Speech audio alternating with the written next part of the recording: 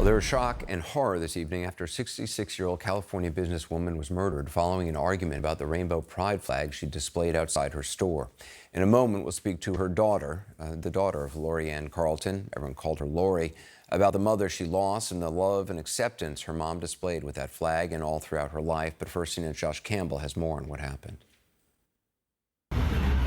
It is an international symbol of equality. The mere act of proudly displaying it leading to Lori Carlton's death. Over a flag? Come on.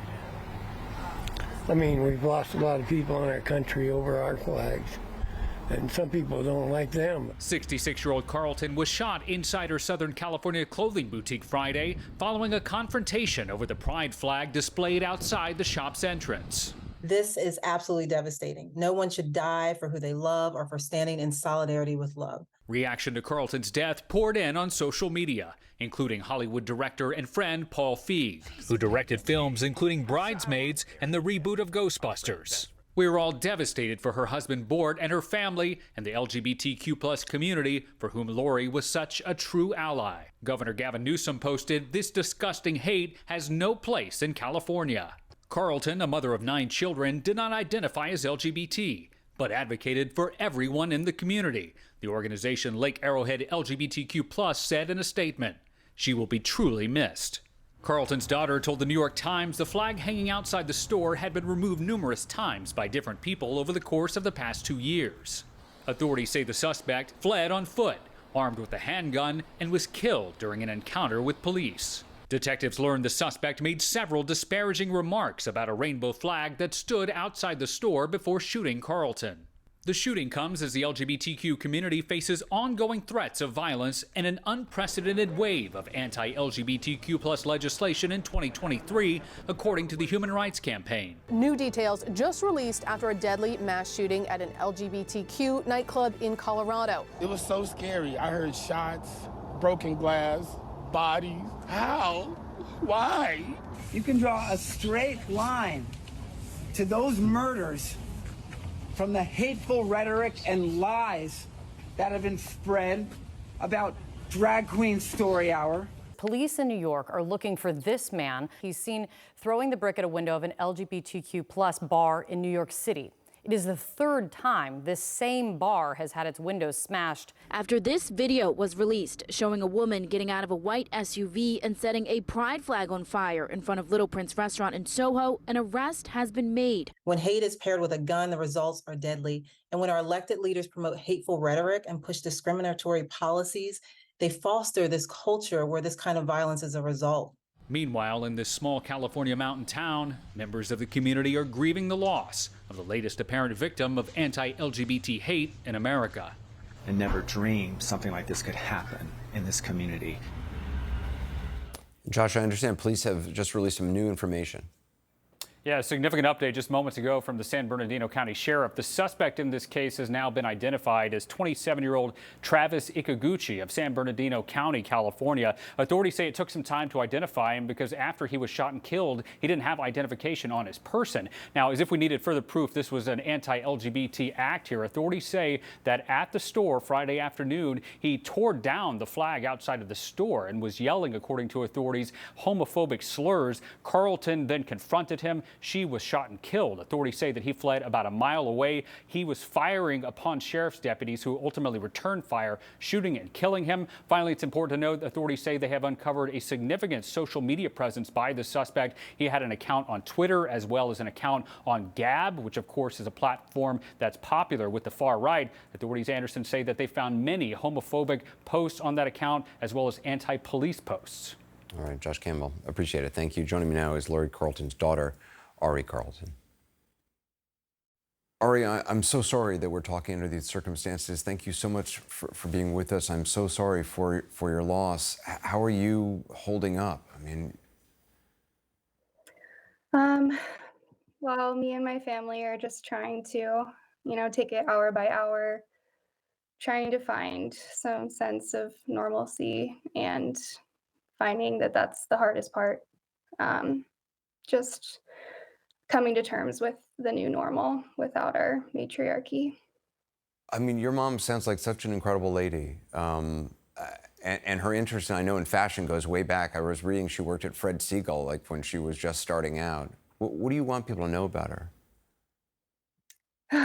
Well, it's a loaded question. Um, my mom and I were very close because she had such a long history in the retail industry and was such a pioneer in it.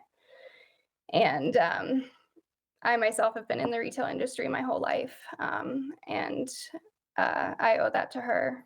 But I think what I really just want people to know about her was just how selfless and kind and compassionate she was. She always put the needs of others ahead of her own. And, we had a really rough winter here in Southern California, and her and my father had opened up a free store next to Magpie where they gave out food and supplies to the families that were impacted by the storms here. And I think that really just goes to show what an incredible person that she was. I mean, it's so sickening to imagine that this is how your mom's life ended. I mean, did your mom talk to you about why it was important for her to display the pride flag and also the reactions she'd gotten, positive or negative, over the years?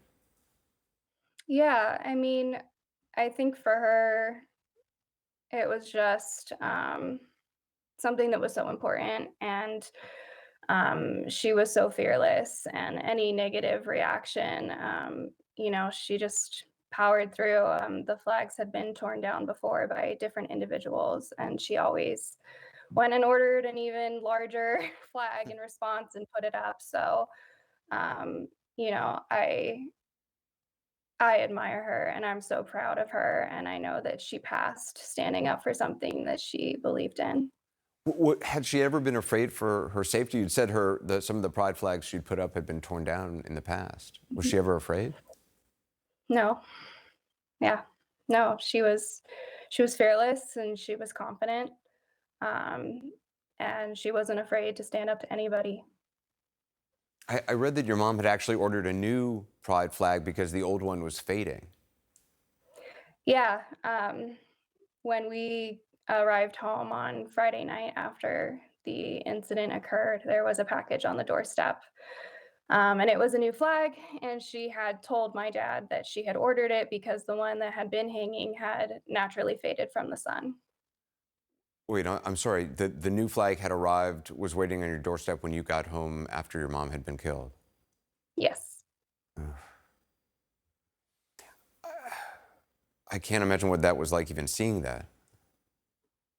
Yeah. It was hard and emotional. But I mean, even the store now, and she has another store down in LA, so many supporters and people that were a part of our community have gone and put up their own flags and rainbow flowers and so many things to honor her. I understand one of your friends actually reached out to you to tell you what seeing that flag at your mom's store had meant for her and her family. Yeah. I mean, we've received so many messages from people that we knew or know, strangers from around the world. But I think one of the most touching messages was from um, someone that my twin sister and I grew up here, and we would spend the summer months here, and we attended a dance camp. And me and my sister are identical twins, and this individual had an identical twin as well, and we bonded over that. And she messaged us this morning to let us know that she had driven past my mom's store a couple of weeks ago and seen the pride flag, and that gave her the courage and the push to go home and come out to her family. And that really resonated with us. And I know that's really all that my mom wanted, was for everybody here to feel safe and loved and accepted for who they were. Sorry. Well, is there anything else you want people to know or share about your mom?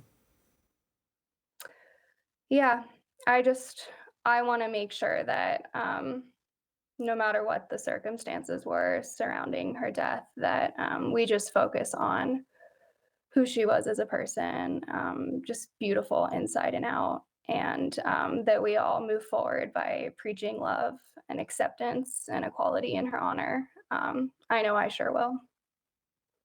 Well, you've had a great role model, and will continue to. Ari Carlton, I appreciate your time tonight, and I'm really grateful for you willing to talk about your mom and let us know about her. Thank you. Yeah, thank you for having me.